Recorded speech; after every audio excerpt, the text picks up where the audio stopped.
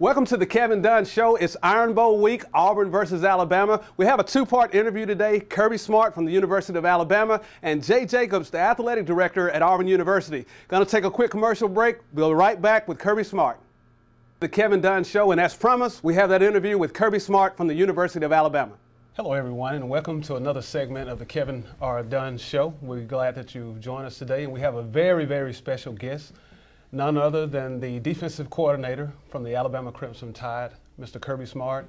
Kirby, welcome to the Kevin Dunn Show. Thank you. Thank you. Glad to be here.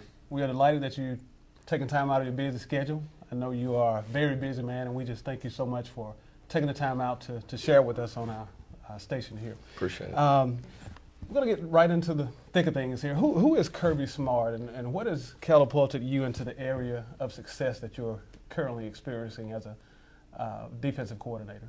To be honest with you, I'm a common man, coach's son from down in South Georgia, born and raised down in Bainbridge, and went to the University of Georgia, and been very fortunate in my profession to be around some really good coaches everywhere I've been, and you know, the success I've had is really credited to the players I've had.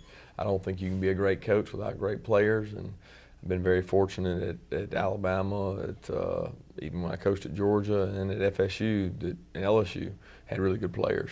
Great, great. Okay, is there anything about you that no one really knows that you would like for them to know about Kirby Smart? If I had to pick one thing, I'd probably say I'm a family man first. You know, I take great pride in my wife, and I got 3 kids. I got twins at home, Weston and Julia, who are both 5, and then we got a newborn, about 9 months old, Andrew, my son. So that's probably the biggest thing about me that people don't know and don't see. Wow, wow, and that actually takes us into the next question. And how do you balance being a husband and a father with all of the demands that are placed on your life? How do you balance that? I think you got to have your priorities in order. You got to know what's important. You got to manage your time wisely. I spent a lot of time on the road recruiting and traveling this area all the way down to Tallahassee and all over the state of Alabama. So you got to have your priorities in order, and you got to know when quality time at home is. You got to know it, and you got to spend it right. You know, I get frustrated with my kids all the time because they want to be on the Wii and on the playing the video games and that kind of thing. And so I think sometimes you just got to sit down and communicate with them and make sure they know you're there when you're there, because you can certainly go days without them even knowing. So. Gotcha. Okay. Great. Great. One of the things that really intrigued me when I was reading your bio, I come to find out that after you finished playing football at Georgia, you actually signed as an unrestricted free agent in 1999 with the Indianapolis Colts. Yep. And I read a little further, and it says that you actually, were cut in the preseason and actually, didn't make the team. Sure. And it also said that from there, that's when you decided you want to be a coach. Sure. And looking at then and looking at now, how you were rejected. You were not able to. I'm pretty sure playing football was a dream of yours. Sure. So how did you handle that transition to say, well, maybe I don't have what it takes to be a player, but let's see what I have. What can I give as being a coach? Right. Well, I think it's tough anytime you get so involved in a sport that you're passionate about, and all I've ever done all my life was play football, and it kind of made me who I was. And you got to be careful in life that you don't become a football person or this kind of person or that, whatever your sport is. And I really thought that I'd be able to play professional sports, and when I wasn't able to, when I got cut, I had an opportunity to go over to NFL Europe, turned that down, and just thought if I wasn't good enough for the highest level, why keep trying? And just thought I should go into coaching, because that's what I always wanted to do. It's what my father had done. So it was really an easy transition to decide what I wanted to do. The toughest transition was getting over not being good enough or the rejection factor. And I think that's tough when you associate yourself with this is what I am, and then you don't make it. That's tough. And I see our players go through it all the time. A kid doesn't make it, and he doesn't have the decision easily made like I did to go be a coach. His decision is, do I want to go into this field, that field? Makes it hard. So we see a lot of our players come back, and the transition's always tough. You got to be there, support them, and I had a lot of people around me to support me when I didn't make it, but went into coaching and kind of always knew that's what I wanted to do. Well, I know it's going to be encouraging for a lot of people to know that there was a situation in your life, dream that you were not able to walk into. That's right. But you had another area that you walked in, and you're so successful in this area. I also noticed that you had 2 other stops with Nick Saban. I know when you left Georgia, you began coaching at Valdosta State. Yeah. And I saw where you had 2 stops with Nick at LSU and 1 at the Miami Dolphins or whatnot. So, not really knowing Nick, but knowing the brilliance of his mind, what do you think it is about you that Nick knows that I need to have Kirby Smart on my staff to be successful? Because this is your 3rd time being called to be an assistant with Nick. Right. So what is it about you that Nick sees? I think he's passionate, and he sees my passion. He sees my competitiveness. He knows that I want to be successful. He surrounds himself with people that work hard. He knows I work hard. He knows we have a lot of the same characteristic traits, whether it's competition, winning, coaching, passionate about making players better. And he sees that. He knows that. He knows what kind of people to surround themselves with. And he knows that he and I are on the same wavelength from the time we've been together. And he knows I'm not sensitive, kind of grown up around coaching. And coaches sometimes can be rough and tough, and you can't be sensitive about it. He knows when he corrects me or he does something, I do something that doesn't approve of, I'm not going to be sensitive about it. And some people are that way. So I think that comfortability factor with him is that he knows he's got somebody he can trust, and that's why he's kind of taking me with him. Wow, that's incredible. Trust is a huge issue. Even though Alabama is rich in tradition when it comes to football, how have you and the other coaches convinced the recruits and current players to buy into the system? And when I follow the program and I look and I see what everything is going on, it appears that you present that Alabama football is bigger than life. It's more, playing football for Alabama is more important than the next breath that you take. So how do you guys consistently keep that? It's easy for us to sell it to recruits because we got a spring game where we'll pack the stadium. I mean, there'll be 100,000 fans at our spring game, so kids see that. It's also easier now than it was when we first got hired because they see the proof in the results. The results are national championships, top 2 in the SEC the last 4 or 5 years in graduation rates, only second to Vanderbilt. The next thing is putting players in the NFL at a high level, which we've been able to do 3, 4 first rounders, however many years, 12 in the last 3 years. Whatever the statistics are, we've been able to do it. So a lot of our recruiting comes from that. So we know that when we go out to recruit, we've got a chance to go anywhere in the country and compete against anybody in the country to bring those players to the University of Alabama because they know it's a special place.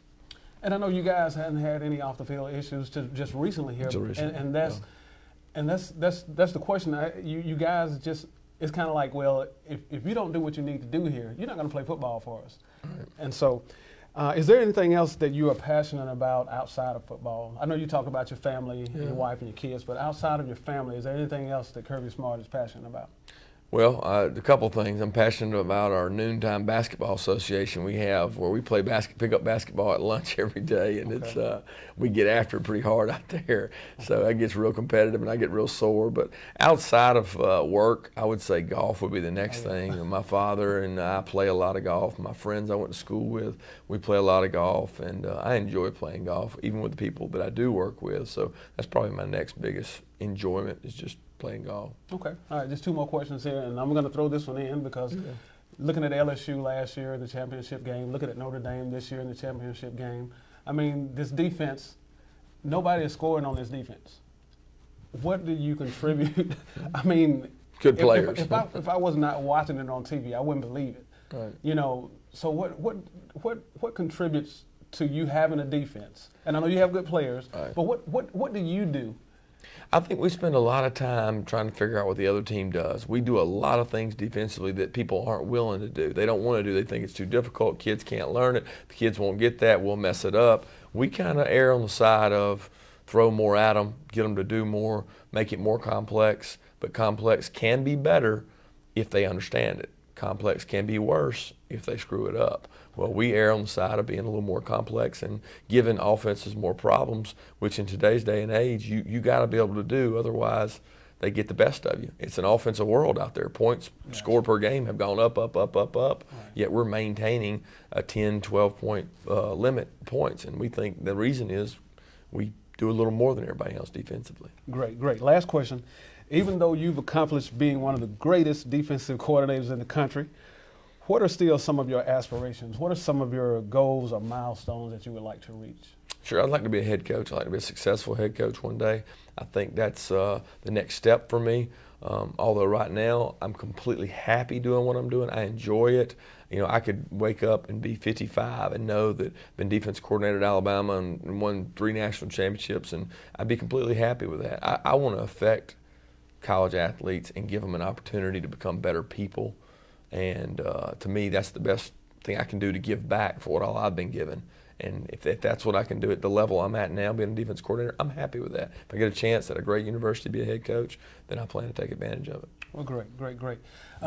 Certainly we've enjoyed you being on the show today, and thank you so much. I'm sure you've enlightened a lot of the viewers that are watching today, and we appreciate it and wish you much more success in the future. And it was a pleasure to have met you. And thank you so much. Thank you. It was great to spend time with the defensive coordinator of Alabama, Kirby Smart. It was a great interview. When we come back, we'll have the athletic director, Auburn University, Jay Jacobs. Welcome back to the Kevin Dunn Show, and as promised, we have an interview with Auburn University's athletic director, Jay Jacobs.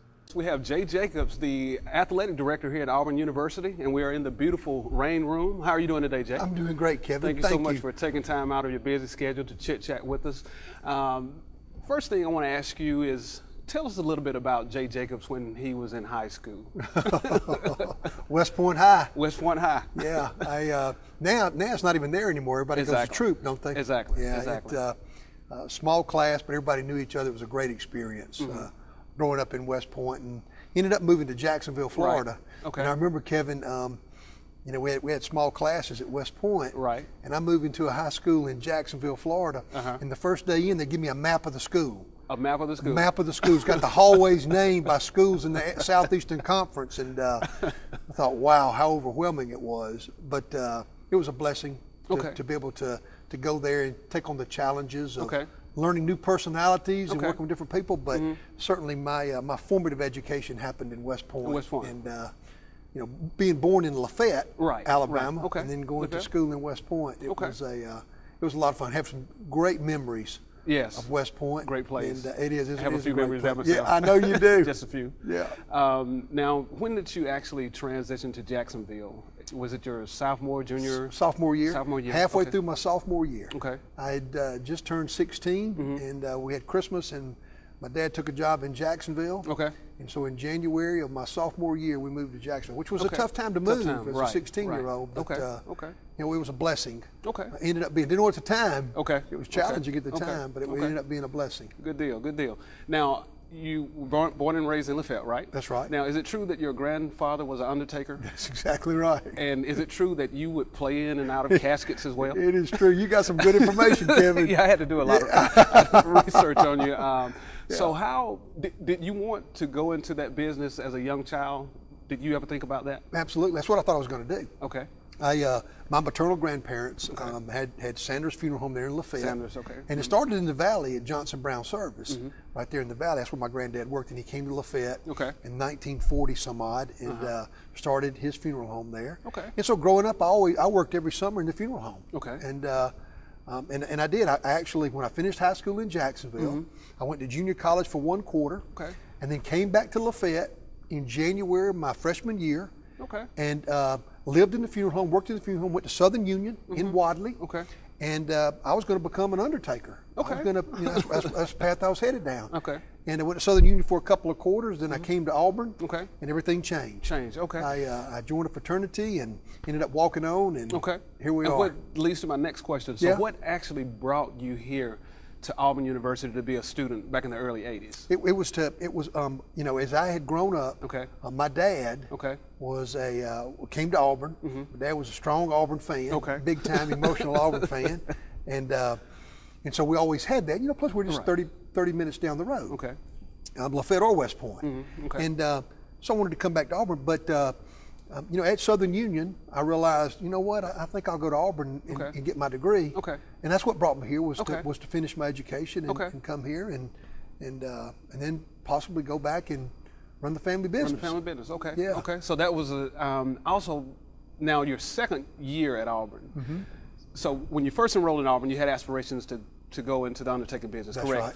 So after your first 2 years here, your aspirations, would you say they changed in 2 years, or it took a little longer than that? Yeah, they changed in 2 years. In 2 years, okay. Yeah, they did. They did, Kevin. I started getting into the, you know, learning more about myself and, you know, aspirations, what I wanted to do, and I realized that, you know what, I'd like to be in business. Okay. And I'm not sure that I want to. I'd like to broaden my horizon some. Okay. Certainly, living in Lafayette was such a blessing. Okay. Okay. But I was thinking more about, you know what if I get a business degree? Okay. And maybe I'll own a few funeral homes. Okay. That type. Bigger picture. That type, exactly, bigger picture. And certainly, you know, a place like Auburn is a place that dreams can come true. So that was my aspirations, was that get a business degree and go to business. Go into business and start something and build something and see how it ended up. Great, great. Yeah. Now, you actually blocked for some great running backs when you were here in the early 80s. Yeah. What was it like to block for a guy like Bo Jackson? It was easy. It was easy? It was easy to block for Bo. He didn't need much. Just need to get out of his way. Just get out of his way. Yeah, okay. yeah. Okay. But you know, there was some. We're actually having a reunion of the for the Florida Atlantic game of the '83 team. Wow. Okay. And we won the SEC championship that year. And Bo was on that team. Bo unfortunately can't be here. Oh, he can't. Saturday. No, he can't be. He's out on the coast. But actually spoke to him today. But it was great playing with these great athletes. You know, not only Bo, but also Lionel James from down in Albany, Georgia. Right. And Tommy Agee from Maplesville, Alabama. And so we had some great players. Okay. And it was just a unique opportunity to be able to play with these great players. And you know, at the time, Kevin, you're playing with these guys, and you realize they're good, but you really don't know how exceptional they are. Okay. Oh, you don't? No, you really don't. Okay. You really don't. You know, Bo comes in, and we knew he was exceptional because he'd been drafted by the New York Yankees. Right, right. And we're all thinking, man, why didn't you go play baseball? Why are you going to come and do this? Get your head beat every day. And you know, one day at lunch, I asked Bo about that, and he said, I want to prove to people I can do both. And that's what he did. So that started early on. Oh, it started early on. Okay. Yeah, sure did. 2 events during you being a student here at Auburn. 2 memorable events that you'll never forget. What 2 events that you hold dear in your heart as being a student at Auburn University? Okay. The first is when I walked on. Okay. As a student here, I got off my sofa one day and walked into the Coliseum and said, "I'm here to walk on." Okay. That was a big event. Okay. Another was just deciding to come to Auburn and be a student. Okay. And you know, I wasn't really sure. I was at Southern Union. What should I do? What I shouldn't do? So you know what? I'm gonna go to Auburn. Okay. And being here and getting involved in the student body, the fraternity life. Okay. That was very important for my foundation and for my decision making. Okay. And if I had to name a third, it would be when in 1982 when we broke the streak against Alabama. They beat us 9 years in a row as an athlete, student athlete. Okay. Okay. That was pretty memorable. Okay. Okay. So, good deal. But the main thing though, Kevin, is the friendships you make. Wow, that's incredible. It really is. It's incredible, and all of us guys are going to get back together this weekend. Okay, I know it's going to be awesome. It will be, and some people we hadn't seen in maybe 30 years, but it'll be like you and I sitting here visiting today. Okay. Like we've seen each other often, so looking forward to that. Okay, great. You hold a very prestigious position here at Auburn University as the athletic director. How did that journey? How did you journey into this position? And how long have you been the current athletic director? Okay, I'm in my 9th year as athletics director. Okay. Yeah, and when I got through playing, I wanted to get my MBA, and my master's in business administration. And so, a way you can do that and have your school paid for is called what they call being a graduate assistant with the football program. Okay. So I came and asked, could I be a graduate assistant for Coach Dye? Wow. He said absolutely. So they paid for my postgraduate degree. Okay. And I coached the tight ends. Okay. Coached a guy from Columbus, Georgia named Frank Thomas. Frank Thomas, baseball player too? That's exactly right. Yeah, and Walter Reeves and Lee Markseller. So I was coaching the tight ends while I was getting my MBA, knowing that I was going to fulfill this vision that I had for getting in business and building things, building a business. And as that moved along, I began to enjoy the relationships that we have with the players. Okay. And a full-time position came open right before I graduated with my MBA, just a few months before, and it was the conditioning coach. And I said, you know what, I'll give it a try. So I became the conditioning coach, did that for 3 years, and then I had my MBA. Wow. Coach Dye came to me and said, hey, you have an MBA. Okay. Do you want to do something on the business side of athletics? Okay. And I said, absolutely. So I started doing a lot of administrative work, and here we go. And, you know, years later, in 2005, I become the athletics director. That's incredible. Yeah. Process, great step, story. step. No doubt. Wow. Yeah. What were some of the biggest challenges that you faced when you first took over the position of athletic director here at Auburn University? A couple of the challenges, Kevin, is that one is that unless you're sitting in that chair, you don't realize the impact that a decision has on the number of people it has it on. Okay. Let me give you sort of a funny example. Okay. Is that we had an open week in our football schedule. Okay, had an open week. Well, a team called us and said, "Hey, can we move our currently scheduled game to this state that you have an open week?" Okay. And I said, absolutely. Okay. You won't believe the number of moms that called because they had scheduled a wedding on the open week. They didn't want to miss an Auburn football game. And I began to quickly realize that every decision that we make here impacts thousands of people. Decision. And so whether it's that decision, hiring a coach, winning a national championship, or whatever it may be, it impacts lives. So that it may not have been challenging, but it was an awareness that I became aware of very early on. That everything that we do is it impacts countless people because of the Auburn people's passion, the Auburn family's passion and care about Auburn athletics. Okay. Yeah. You have a lot of major accomplishments since you've been in this position, financial, national championships. What would you say, who contributed mainly to the success that you've had here at Auburn University?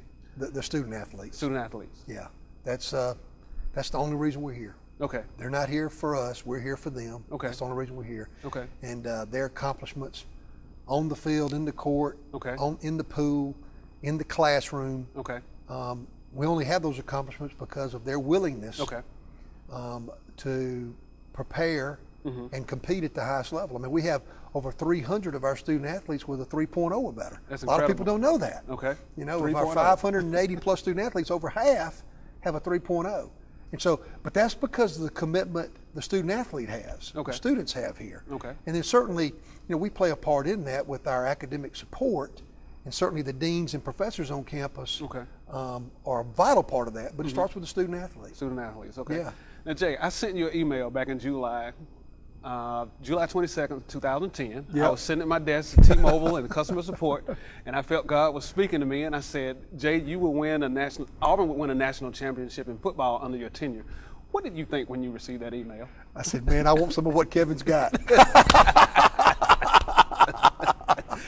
And I do have it. Talk about the Holy Spirit, I do have it. Exactly. But when I read it, I thought, okay, well, you know, first of all, on a personal level, it meant a lot. Okay.